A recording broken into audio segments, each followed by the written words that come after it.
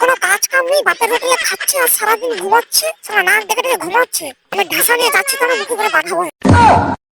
আর বাইগা कहाँ से आते हैं?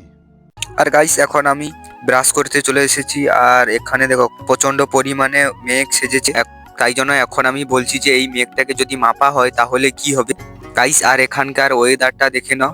আর গাইস আমার একটা আন্দাজ আছে, এই যে মেঘটা মাপলে আর কি প্রায় 50 কুইন্টালের মতন ওয়েট হবে মেঘটা।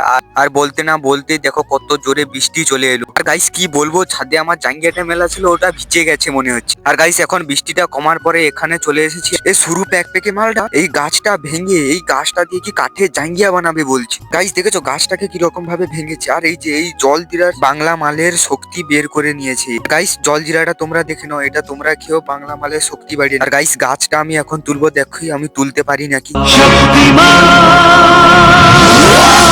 নেক্সট ব্লগে দেখা হচ্ছে গাইস। আর ভিডিওটা যদি ভালো লাগে তাহলে একটা লাইক শেয়ার আর কমেন্টে তোমার নামটা বলে দেবে। টাটা বাই বাই বন্ধুরা।